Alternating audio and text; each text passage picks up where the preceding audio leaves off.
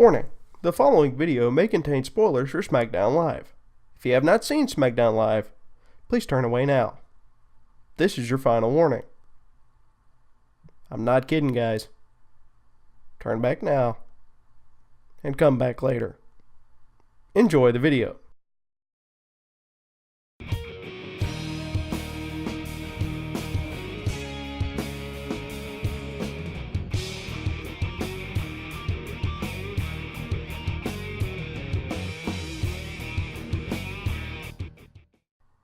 What's going on, everybody? My name is Brandon Duchair Craven, and welcome to another edition of my top 5 favorite moments from Smackdown Live. This time it is for 7/26/2016. So, without further ado, let's get going. Was this week's Smackdown better, or was Raw better? Let's find out. Number 5 this week, the Sign Heath Slater segment. Now, for those of y'all that don't know, Heath Slater was not signed to the draft last week on SmackDown Live or on the network. It's a great segment. It was a great segment. It looks like he's going to bounce around to SmackDown and Raw to try to get signed by one of the GMs. So it was an absolutely great segment. It ended with him getting speared by Rhino. But overall, I mean, the guy cut a great promo. He had the crowd eating out of the palm of his hand. It was a great promo. But it ended up with him getting gored by Rhino, and I mean, I can't wait to see what else happens. The Battle Royal to decide the 6th man in the 6-pack challenge on the main event of SmackDown Live. Now, this was a great Battle Royal. Had a lot of the talent in there. Had every single person every single male performer from SmackDown Live in that Battle Royal. So it was a great Battle Royal. Apollo Crews ended up winning, so he ended up being the 6th man in the 6-pack challenge that night on SmackDown Live. So it was a great Battle Royal. I like the fact they let Apollo Crews win it, and they're actually still getting behind more young talent. Number 3 this week, the new intro for SmackDown Live. Now, for those of y'all that know me, know that I am a huge special effects guy. Special effects buff. I love any kind of special effects. I love any kind of CGI. So this was very cool to see. And actually, the new intro for SmackDown Live kind of looked like VideoCopilot.net's lightsaber effect. Well, it's called the saber effect, but it looked just like that. I mean, it looked just like it.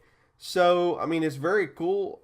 If you don't know, go check them out. I've got the links to their Facebook, their Twitter, their website, all in the description below. So check them out. That's VideoCopilot.net Saber Effect. I mean, they've got other cool special effects. All of my intros and stuff that you see, most of them are done by, tutorials by Video Copilot. So they're very good. Number 2 this week, the imminent return of Shelton Benjamin. Oh my goodness. I cannot wait for this guy to return. If you haven't seen him, go watch the WWE Network. Just go there, type in Shelton Benjamin in the search box, and go look this guy up. He is amazing. Look up his Money in the Bank ladder matches. It's insane what this guy can do with a ladder. I mean, it's just ridiculous. This guy's great. I cannot wait to see what he can do in the ring when he comes back. So it's going to be really, really cool. And my number 1 pick this week, the 6-pack challenge to determine the number 1 contender for the WWE Championship at SummerSlam. Great match throughout. It was Bray Wyatt, it was Dolph Ziggler, it was Baron Corbin, it was AJ Styles, John Cena, and Apollo Crews. Great talent in this match. Honestly, I didn't know who was going to win because you've got John Cena and AJ Styles are probably going to be in another program at SummerSlam to determine, who finally wins that set of 3 matches. Honestly, I had no idea because you toss it up after that point. So your winner, though, and new number 1 contender for the WWE title at SummerSlam, the show-off Dolph Ziggler. Could not be happier with that result. Dolph Ziggler deserves to be in a program other than up-and-coming talent. So it's great to see him in a new program and actually going for a title. That's one of the things I like about the draft is that it gives a chance for some of these other guys to get into the main event picture. There are some things I don't like about the draft, but that's one of the things I do like about the draft. So it's a very cool moment for Dolph Ziggler, and I cannot wait to see that match at SummerSlam. Two of the hardest workers in the business going at it. Honorable mentions this week: Becky Lynch versus Natalya. Now, honestly, this is not something new. This is something we've seen before. So, it was a great match. Don't get me wrong, it was a good match. I think it was meant to counter Sasha versus Charlotte on Monday night. You couldn't. There's no way to counter that match. That match was 5-star match of the year candidate type match. There's no way you could have. No, there's no way you could have countered that match at all. Nice try though. It was a great try. I actually enjoyed the introduction of the Divas after the match was over.